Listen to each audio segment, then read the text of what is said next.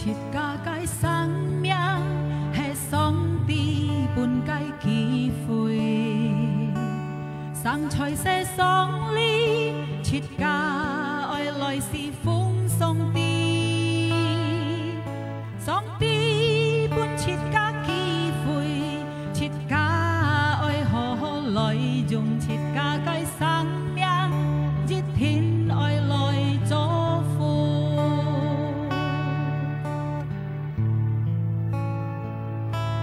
切家界生命是上帝本该机会，生菜些爽利，切家爱来是风送地，上帝本切家机会，切家爱何来用切家界生命，一天爱来做福。我上帝我生命夠本意，幹藝行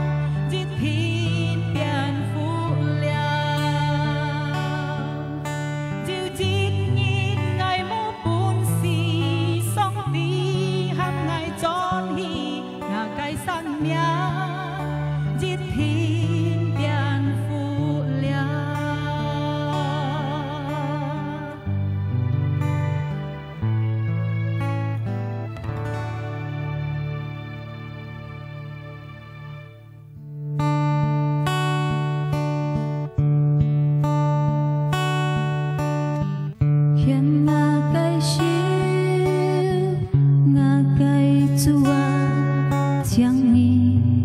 mỗi ly hồi ngày lì theo lưu ngày hằng ấy hằng ngày si giàu như lời dỗ phàng khiến ngã cái xin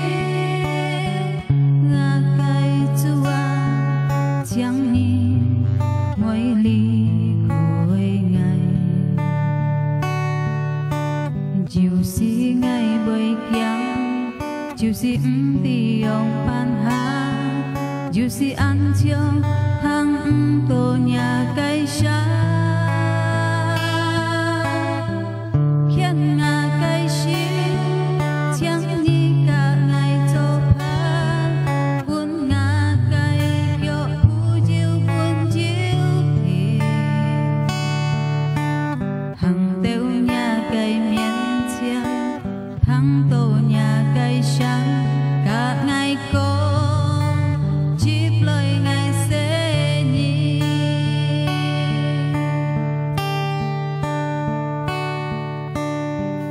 khiến ngã cây xin ngã cây chúa chẳng nghĩ mỗi ly khối ngày lì theo lưu ngày hằng ấy hằng ngày si giàu như lời dỗ phàng khiến ngã cây xin ngã cây chúa chẳng nghĩ mỗi ly khối ngày dù si ngày bơi kéo dù si thì ông pan ha dù si ăn chiong thằng tổ nhà cây sa khiến ngã cây xin chẳng đi cả ngày cho phá buồn ngã cây kiểu phù chiều buồn chiều thìn hằng tiêu nhà cây miền chiang thằng tổ nhà cây sáng cả ngày cô chip lời ngày sẽ nhìn khiến ngã cây xin chẳng đi cả ngày cho phá buồn ngã cây kiểu phù chiều buồn chiều thìn hằng tiêu nhà cây miền chiang thằng tổ nhà cây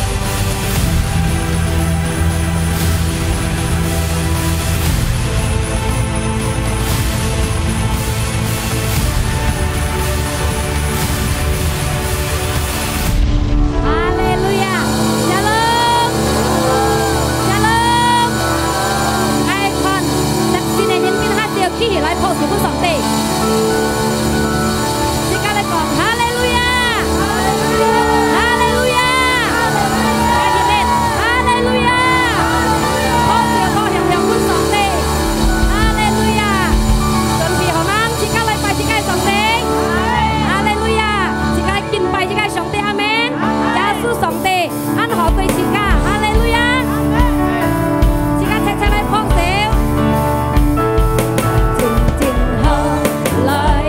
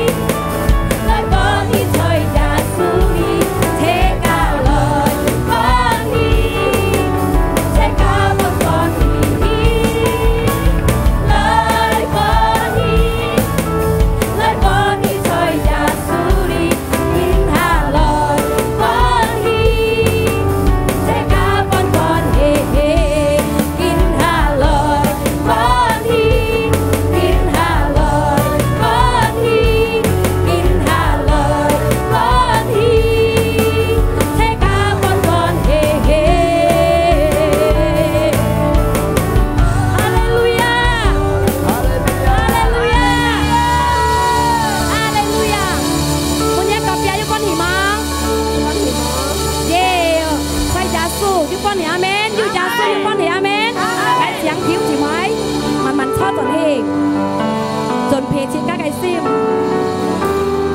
準備切家渴慕嘅心，切家嚟敬拜切家嘅上帝，切家嚟尊重佢，切家嚟感謝佢。耶穌上帝安謝切家，耶穌上帝冇變嘅切家，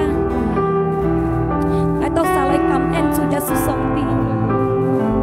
嚟到晒嚟相信你，嚟到晒嚟敬拜你。要渴慕嘅心來到你嘅面前，我來敬拜你主耶穌上帝，感謝你嘅愛安排俾我到啥，感謝你嘅愛安排俾我到啥。哦，哈利路亞。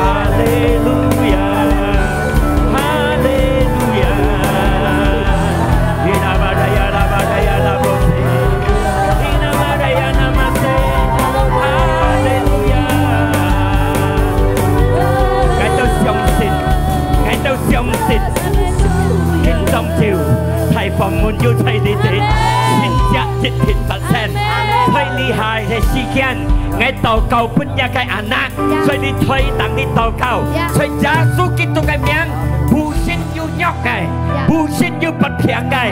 lung tung tại tàu họ xin đi tại tàu khen không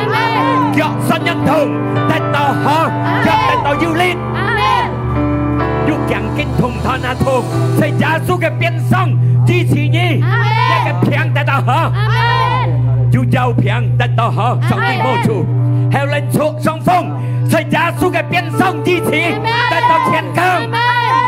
kinh tông chiều ngày tàu cầu lung xuống nhà nát tại tàu khen không tại tàu nhà cái lít yang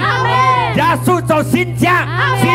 vật sen rồi đi đến nhà họ rồi buộc khá thằng nhà họ lung xuống tại khen không giá số kia tụi cái miệng giá số cái bảo hiểm xa miệng đi đâu trên chẳng chỉ cái đâu xa nên kêu lấy tàu cái miệng tiền lấy chân mi gì lấy xe gì hầm gì thiên phu thiên à ba cảm謝你主耶穌，見當朝我都係相信，隆重我就得到身體健康了。價值當我都會聽一個話，透過一個話，我都係得到強嘅力量，你都會信心得到增加強。所以你撒費你喺度，一天嘅跟主耶穌強下，去得新嘅路。感謝你主耶穌，你高乜隆重一個字，高乜一個仆人穿一個話，所以耶穌基督嘅名。ngay tôi cảm ơn, ngay tôi thọ cầu, xin các thế thế lẽ càng, Amen, Hallelujah, xin các lẽ say Hallelujah, Hallelujah, Hallelujah, yes, các nhắc bài hậu con, các nhắc con, Giê-xu sẽ xin cả, Amen, Hallelujah, thiện cho, Shalom, thầy bình an, chuẩn bị trang thật phước. Amen เพราะเสียวปุ่นแกกับสิ่งแกผู้ยินช่องไอ้กองฟ้าสิ่งก็เลยจับสินที่กองฟ้ากินต้องเจียวยะกองสองตีไอ้ฟ้านี่ได้เพราะเสียว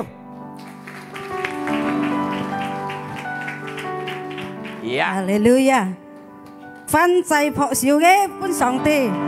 ฮาเลลูยาจิกาสินก็สองตีไก่เมียงอาเมนฮาเลลูยา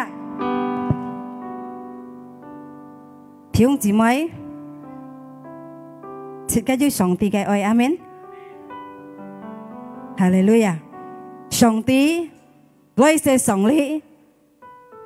ดูอยู่จิตจักไก่อ้อยปุ่นจิตกาอาเมนกี่อ้อยจงจิตกากินก็กี่เฮอ้อยเลยชิบสีกายะกี่บุยเหลวจิตกากี่อันอ้อยจิตกาสองเซนจิตกาตูแต่โตทุกลิบเดียวอาเมนอามินมอฮาเลลูยาจิก้าเลวัดยูซ้ำยิดโกเหตซ้ำยิดจิก้าปัดยิดเชตันเฮจุนยันจุนเกียวกันนะจิก้าตุเฮจังไก่ยินเลี้ยวจินบุยจิก้าจุนยันตุทุกลิบไก่อาเมนจิก้าลอยเซซ้ำกี่ทุกลิบยะทุกลิบพอสิวพุ่งจุดยาสุสองทีฮาเลลูยาสองตีไก่อ้อยจิก้าเอลอยฝัดชุดไว้อาเมนมีฮาเลลูยา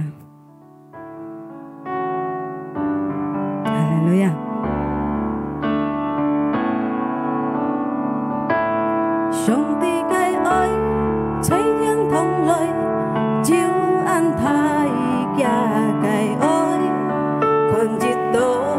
照知道，上帝嘅愛，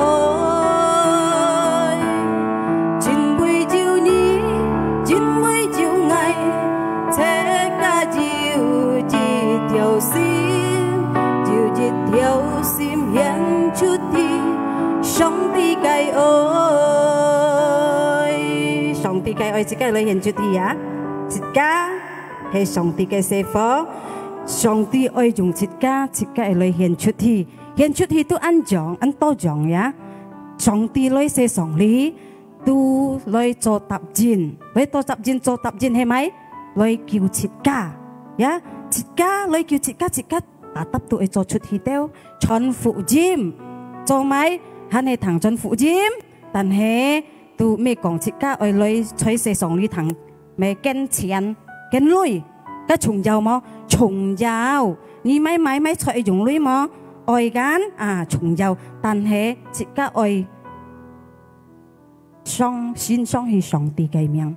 自家乜嘅自家都係交上本上帝，自家人曉得嘅嘅愛，自家唔曉冇上帝，自家冇意思呀。冇上帝，自家唔曉乜嘅呀，唔曉乜嘅呀，自家冇按要你都冇用呀，按要你都冇用，冇จะ快樂，冇จะ騙錢，冇จะ貨騙呀。但係要上帝本自家嘅愛，自家要能力。自家要希望呀，自家要จะ嘅沒有信心強嘅信心呀。上帝做答應本自家咩係做答應本人呀？當咪自家未曉麼？做答應本人曉，因為我相信弟兄姊妹，自家要沒有強嘅信心嚟做答應本人呀。有咩做答應本人啊？我唔曉乜計，我老了70、60，我曉乜計？曉最冇你禱告，講一弟兄姊妹，真少不曉講一趟禱告呀，禱告呀，禱告有咩禱告？禱告一個家庭，禱告一個社會，去做工作咧，我唔曉做，我老了呀，唔曉做咩嘢呀？我曉生，你講自家呢啲含重呀？自家唔曉乜嘅曉禱告曉嗎？曉，我唔曉讀書，我曉聽聖經要講嘅中嘅歌，要學聽聲嘅呀。曉自家唔曉寫課，自家曉㗎，寫課段落本自家聽，去睇呀，隔一子孫到一妹一寫課，曉弟兄姊妹，冇講要唔曉，冇講曉乜曉自家含詞嘅，自家嚟簽耶穌冇曉乜嘅，自家把大事自家乜自家唔曉嘅啲。對耶穌打得曉嘅，阿們。你自家嚟開熱騰福音咪自家開以弗所書Efesus 5 ayat 2. Hiduplah di dalam kasih sebagaimana Kristus Yesus telah mengasihi kamu dan telah menyerahkan dirinya untuk sebagai persembahan yang korban yang harum bagi Allah. Lihat kincet kong kan? Ôi chú chả ôi thiếu chị mới yêu ôi nhiều anh sẽ chỉ xuân anh sẽ xe phố hát tu ôi ya xong ti cái ôi anh thấy cái ôi bên chị ca ya chị ca phân lấy khơi Philemon jit Philemon su jit ya karena aku mendengar tentang kasihmu ya ini kong Paulus kong ya kepada semua orang yang kudus dan tentang imanmu kepada Tuhan Yesus. Ikon, jika lời thằng như cha nhân các講cha ơi song ti cái ơi, ya, song ti cái ơi, song ti cái ơi, song ti cái ơi. Jika tên song ti lời chép jika ai chọn phụ nhân bún thiếu chỉ mới jika thằng jika ai lấy cho phụ, ya, ai lấy cho phụ bún thiếu chỉ mới jika mang ăn to, jika cái pen yêu ca jika cái thiếu姊妹anh tôi mang yêu相信呢，自家唔曉講人說我沒有做乜嘅本意，但係自家曉禱告嚟講嘅名，雖然講嘅乜名，雖然講嘅古名呀，哪裡講嘅咩名啊，自家日個禱告，上帝要nhân心，上帝nhân心最nhỏ嚟了，最nhân心了，呀，最nhỏ嚟，應該用節責任啊，要節責任不卡度啊。要相信主耶穌上帝啊，達得節責家庭祈求，阿們。學小本主耶穌上帝咧，主耶穌講嘅咧，自家嚟開詩篇記，ya詩篇記ya. Dalam kesesakan aku telah berseru kepada Tuhan. Tuhan telah menjawab aku dengan memberi kelegaan. Hesa meju chiều kiến hạ cái môn thi ăn to, ya. Hãy相信弟兄姊妹亦係各係門thi都hiểu biết自家健康嘅信心，呀。Kalau自家係講冇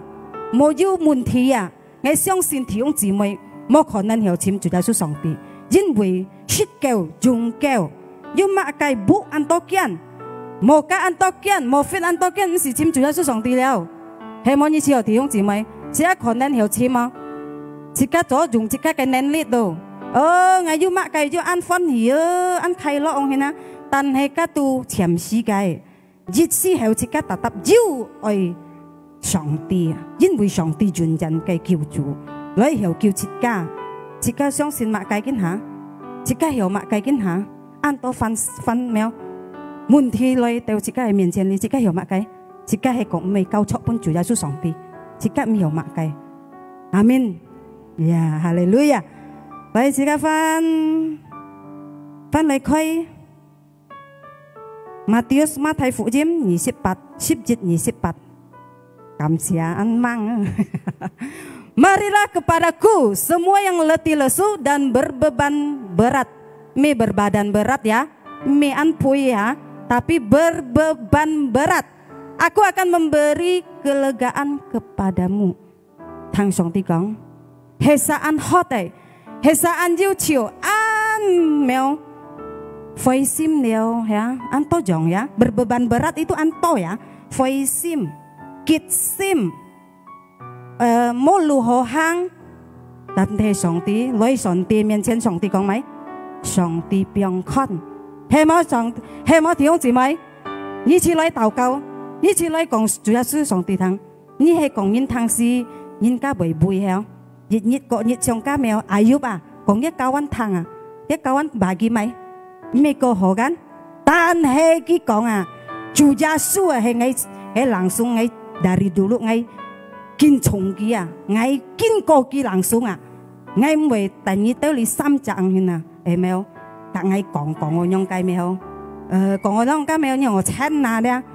弟兄姊妹含從都是親呀，但係自家親咧，自家愛記得主耶穌上佢能叫本自家路行，阿門。Ya, likai ya, letih lesu, hot, poknya, molit, pot piang, tapi ngay he an chun fu tiung gì mày, ngay chỉ hali tàng có li chỉ hà con đồ đấy, ngay về liu một chip dính bụi mày, cho cha luôn han loài à, cái mấy cái khiong cái sim sim, hay cái tan sai khiong cái sim sim lo, mẹ, chủ gia su pun kỳ chặt oi. Hiểu lấy tiêu lý lấy chim gì lấy kinh bài gì,因為佢相信，有日佢會好，阿門。呀，阿門，哈利路亞呀！自家翻嚟開2 Korintus 5 7 節。Sebab hidup kami ini adalah hidup karena percaya. Jika sang doa, jika sang karena 相信，唔係 karena 看。係冇弟兄姊妹？你相信主耶穌上帝看到啊？呀，唐人公司冇招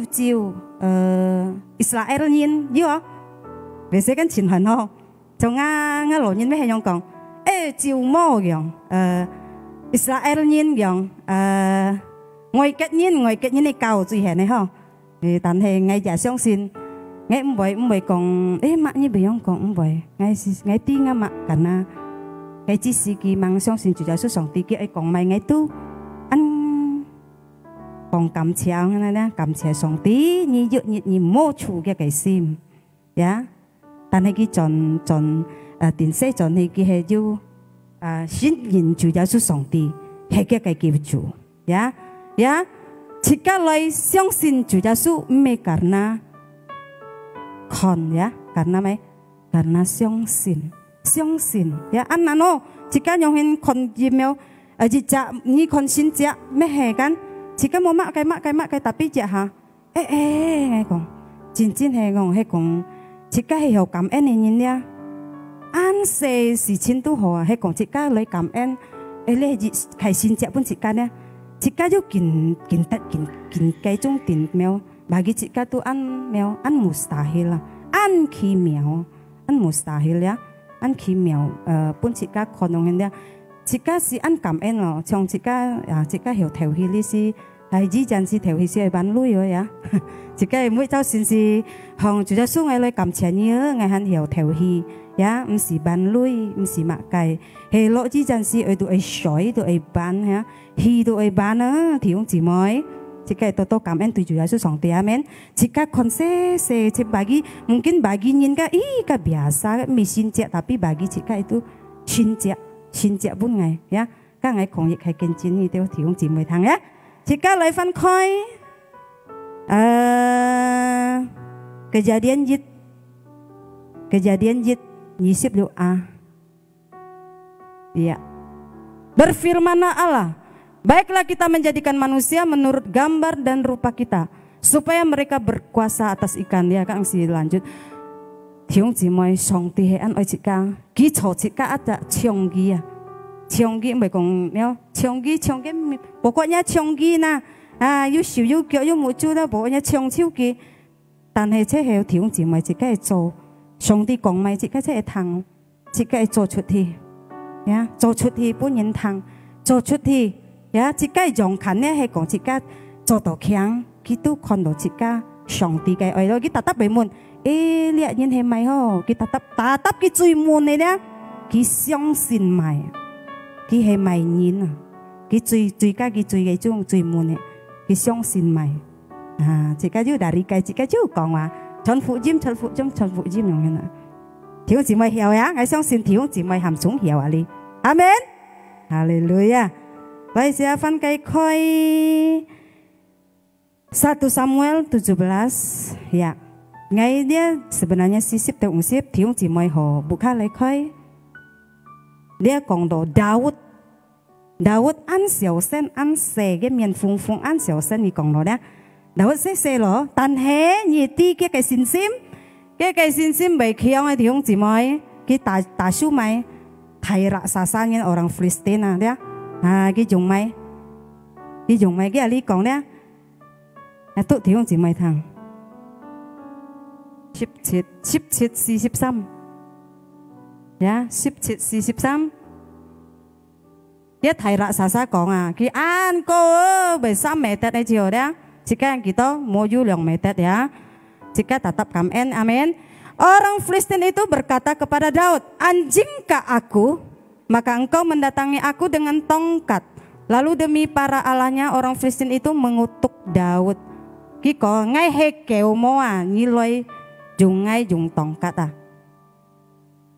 Cái mày gì xí? Như ăn con ngay mố ngay can thầy nhìn sao mày tết tay mồ tay mày, ya to thầy kia. Tomba chong ơi lấy béo thành béo hả? Đi con cả Daud con janjing cả aku ini. Ngay hay kêu mo. Di si an kiam ia dah. Karena kiyong seja kiyong mo jung mak kaya.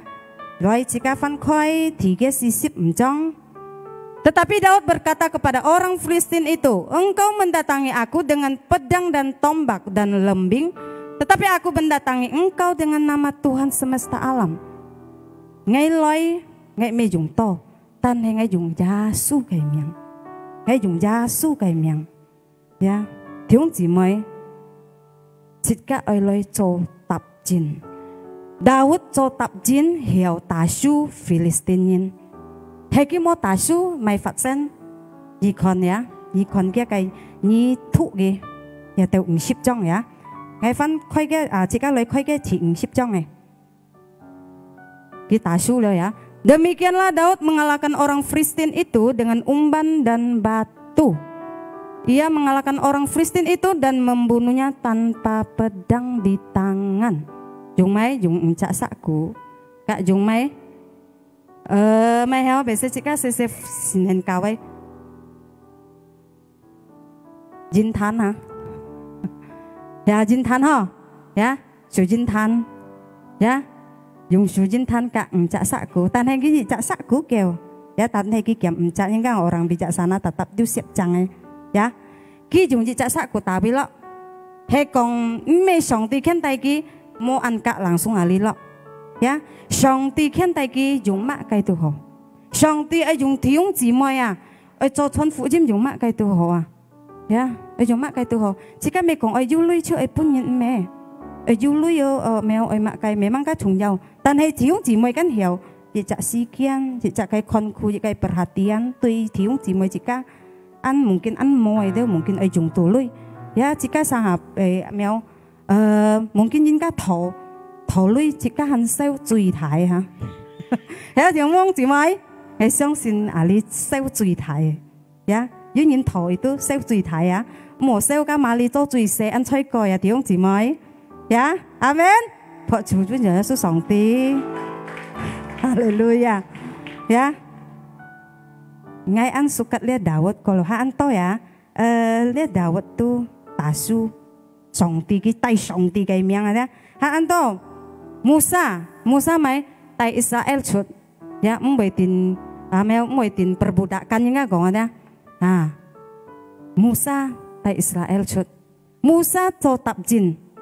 ya song ti pun ki tập jin kita cho chut ke tập jin ya jadi jawaban kita itu jadi jawaban jika tiung jimai jika cho tập jin cho tập jin chon phụ jim anto jong hiểu ya ya Musa Jacob higa Laban này hay mấy anh tốt tẹt cái chung mèo ký hiểu tả lý cái jong đi theo mèo cái mèo peternakan na anh tốt ký tả lý hiểu pun cái mèo cái su cái xin ca kín to kia tẹt kín to kí mấy cho tập chín pun cái mèo cái su ya cái su kalau hay sao nu hay mon nu chỉ cả một tiểu kín pun nhiệt đâu ya song ti相信nu應該講嘅咪安康做上做提上你點當咧應該笑嘅應該配合水嘅安雅用嘅嗱安雅以為做呢樣事冇可能樣事啊但係上帝講會做nu尊服打壓對上帝佢做下去因危險嘅唔怕冇聽嘅弟兄姊妹你親父唔夾別講嘢做沙雞講咧啲咩多冇聽嘅，自己做上帝嘅，做上帝嘅愛，自己未做嘅嘅愛，呀，自己做上帝嘅愛，自己唔是講，聽佢講咪用呀，弟兄姊妹，係啥咧？奴係冇嘅分破嘅師傅，老超白沙，自己嘅地多啥哩？要奴要自家，呀。要奴要切家，上帝相信奴，上奴itu安好安啥咧？不過因上帝講乜嘢做啊？上帝講乜嘢做？你即係做遊班咯，遊班做搭建本切家，切家咩做搭建？上帝做搭建本切家，上帝叫切家，切家係真正熱條心相信主耶穌上帝，都出門阿門，都主耶穌嚟佔切家阿門，學説本主耶穌上帝，哈利路亞。Kiến hàng ngày còn cái kiến chiến thiếu gì mới ngày chiến kể chặt nhất ngày ngày chả chế bật phiền但係ngày冇用班人愛講嘅ngày thằng cái消息ngày chiều thế hiểu chỉ cái hiểu禱告chỉ cái hiểu ân bùi kỳ用嘅呢但係我熱條心日咧愛喜用嘅，愛喜用嘅。但係主耶穌係講嘅唔喜咧，而且第一名，不平咩不別晒平嘅弟兄姊妹，衝嘅平，呀能啱，你唔變咩嘅意思嚇？自家咁當然都不咧平，就啲嘅唔潮，愛變咩呢樣事，呀？但係要先知魔鬼小利，阿們上帝做先知魔鬼小利係嗎？弟兄姊妹，自己去咁講出去咧，魔鬼小利，呀，我這我賺了呢錢講3萬1係喂，呀是幾多錢用呢？自己是看到一係應該講。ngày sim nhật những cái oi hi ha oi hi ngay còn chủ yếu số hay ngay còn ngay về hi đó ngay sẽ tay nhá cái miếng但係熱熱個了自家對自家真愛hi因為cái dụ nhiệt nha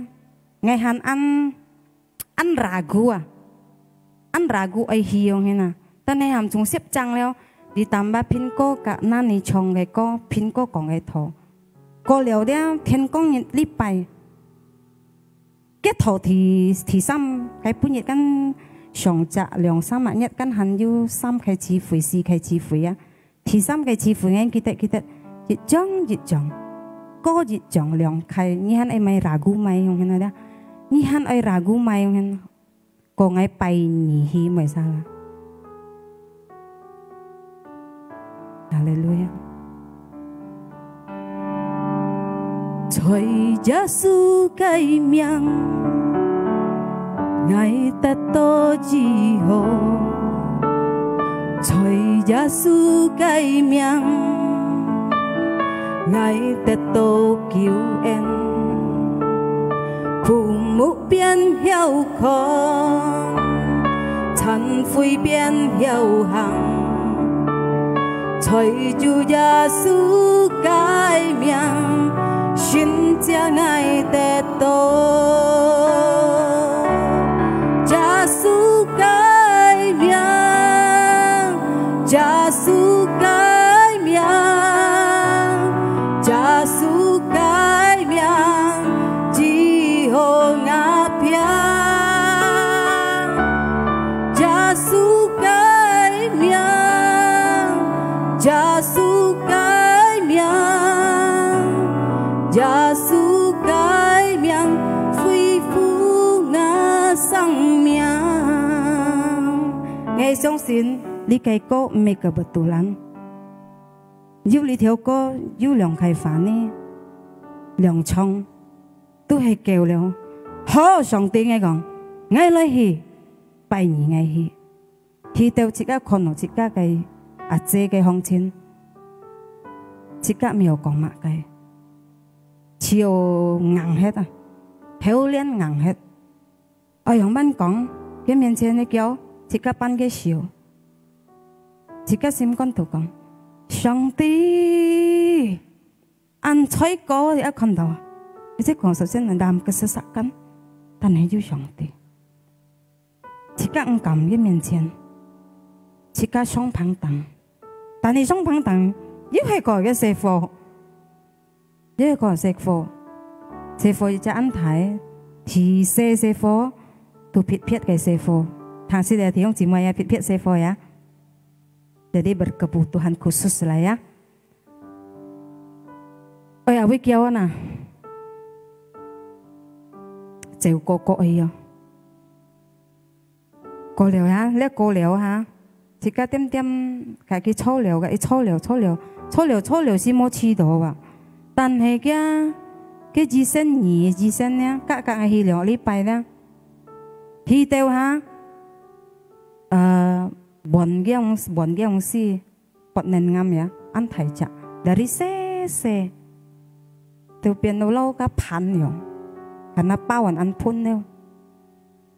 ngay chính chính唔食คน咧ông si thì ông chỉ mấy chính chính唔食คนcácคน都biết bịa sai ông này đấy但係咧chính chính係cái giờ buồn咧cái hết咧giờ chuột咧buồn bùi水ơi các biệt sĩ跟自家燙，但係燙自家嘅持倉嘅消息，但係見幾半日前2禮拜沒有，意思係去掉啦，2禮拜啦，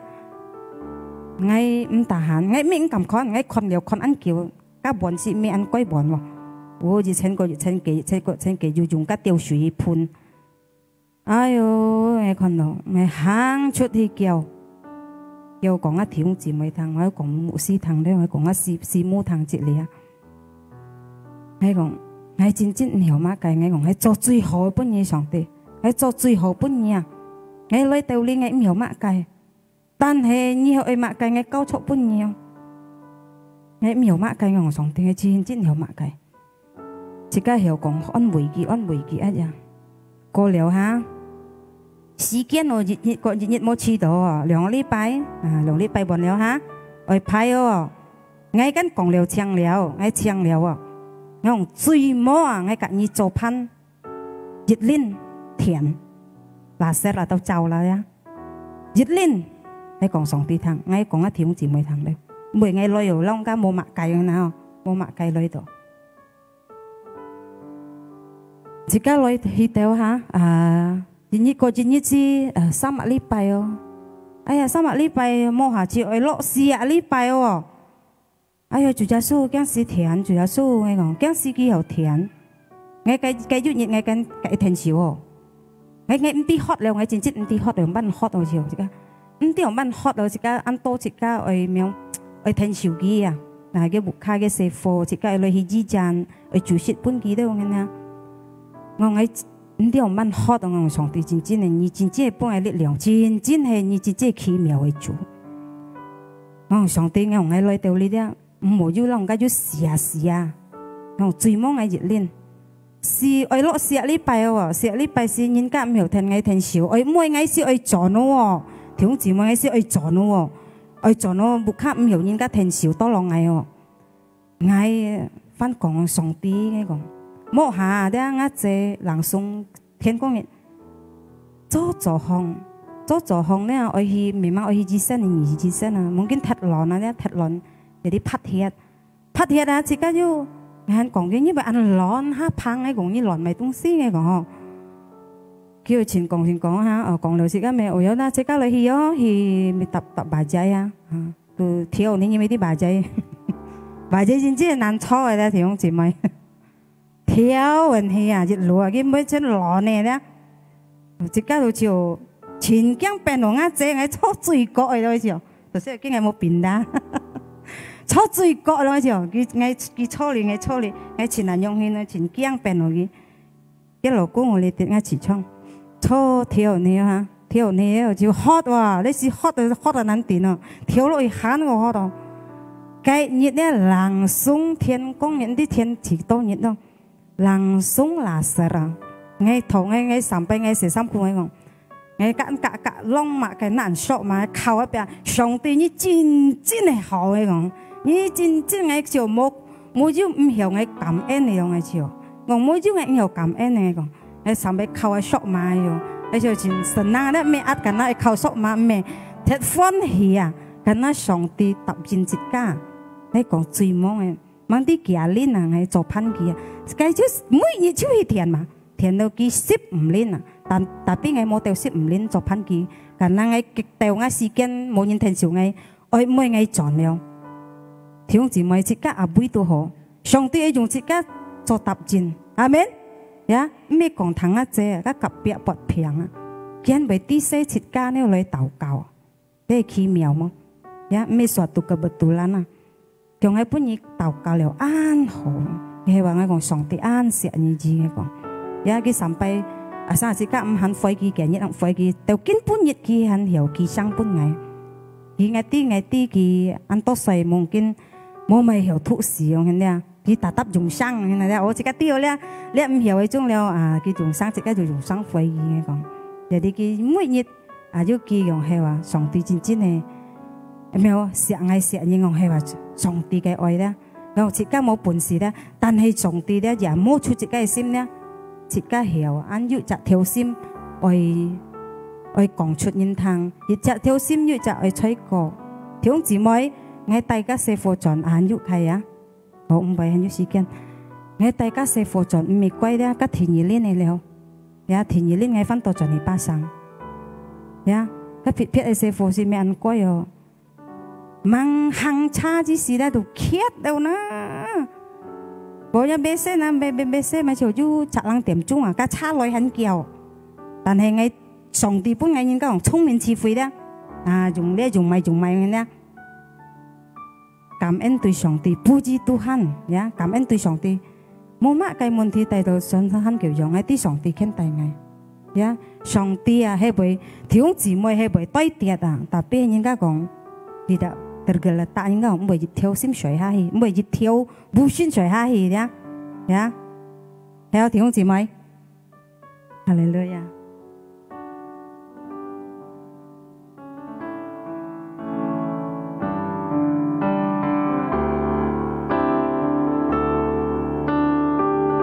見我該笑，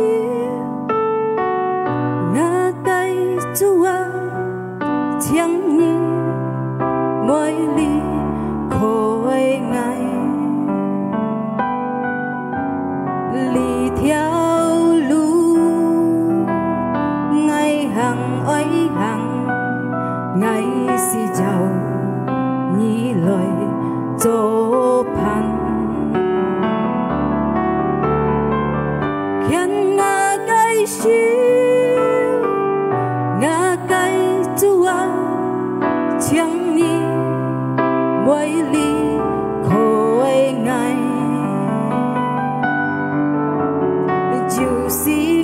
bơi kiang dù si ti ông ban hà dù si ăn trong thăng to nhà cây sa khiến mà cây siêu chẳng đi cả ngày cho phá buồn ngã cây gió phù diêu buồn diêu thìn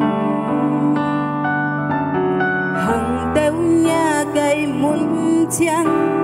thăng to nhà cây sáng cả ngày con nhịp lời ngà sẽ nhìn thiếu gì mới song ti mô li khơi chít ca amen song ti dùn dàn con cụ chít ca ya song ti dùn dàn con cụ chít ca ya ngay bùi kí tù si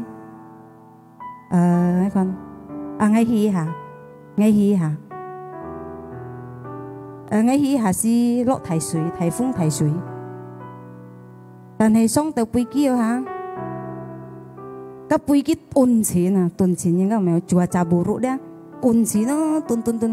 個要隻苗白啦嗬，咩痛嘅嘅，叫錢忙啊，嘅面度錢補紮咯，但係我冇熱條心喺條，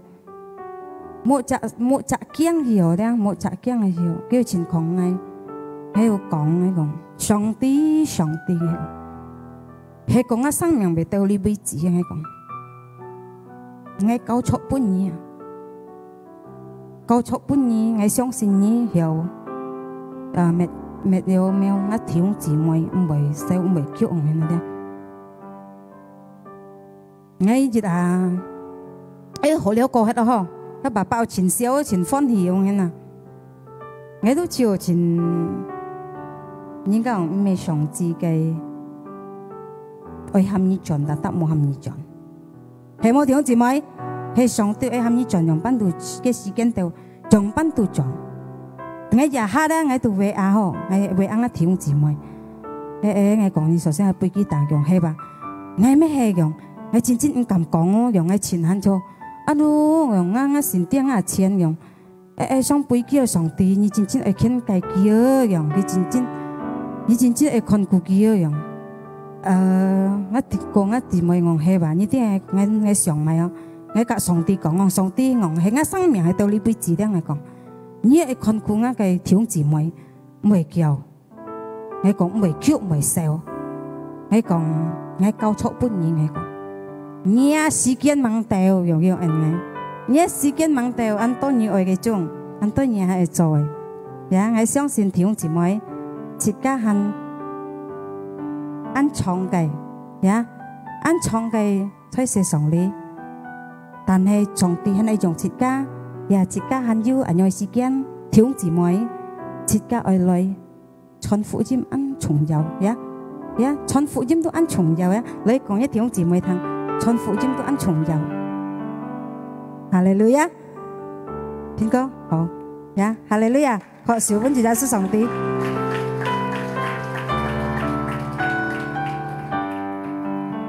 呀，世界起行嚟呀，翻撲小本做耶穌，要特福嘛，透過呢個反應，透過呢個見證，上帝很愛用切家，阿門。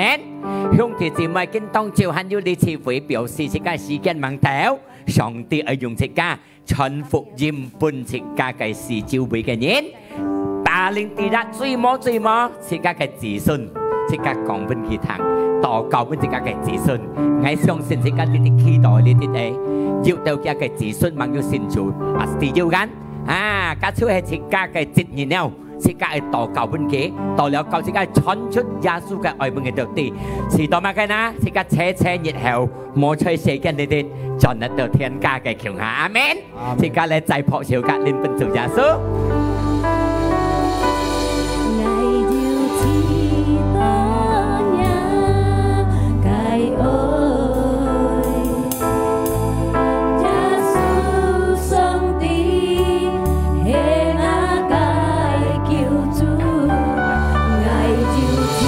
嘅愛切家體驗到，透過嘅自然嘅愛切家亦看得到，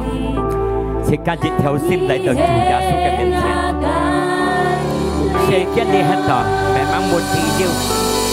có giống ấy một thị diêu cháu lấy từ cái miền tiền thì cái sắm coi ta thấy sống thì cái oi thầy cô đi đâu chỉ cái một thị à sao thì cái chân hiện kia ở 9 mét sống thì ở châu khiêu kia cả sống thì thò ra cái khen tay thì nén kêu tay thì cả chút cái một thị khen tay thì cái hít tân xin cái lú chim bị cái oi ăn phải xịt biếng xịt cái gì à sao thì cái cha buồn thì cái xin xin ai chết lại ai chết khéo thì nên kêu tôi xin chẳng buồn xin cả thì cái chuyện xin gì chính xin ly khơi xin cả chẳng xin cái đâu ly thì cái ly chân mi sống thì nên kêu tôi xin chẳng buồn dùng cái gì mày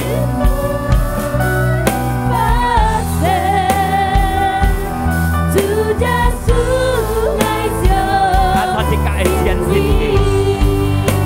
thì các tận đi khơi kê thì các mồ đi khơi kê xin bởi thì các sẽ cho đi xin phân si giàu kê thì các cái tăng xa cái nền nít tăng xa cái thông minh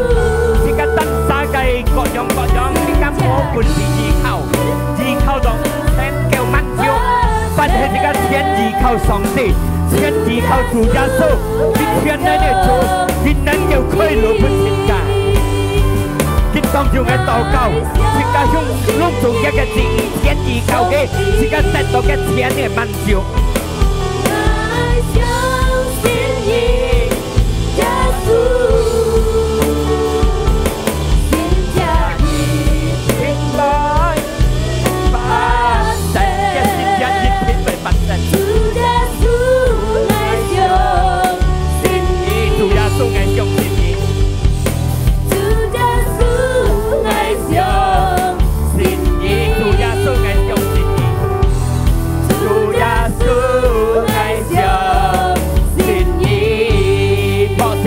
cái chủ gia sư thì các thiên xin gì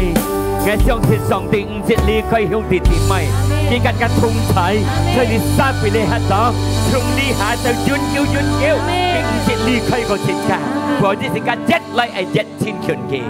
cảm謝你主耶穌一個客家詞彙都喺度呢輩子家節當喺度轉嘅相信主耶穌現在喺度轉到無卡平平安安順順利利轉到各沙嘅家中感謝你主耶穌感謝你嘅法兄弟姊妹們，這個送小嘅行禮，主耶穌嘅恩典，這個愛，這個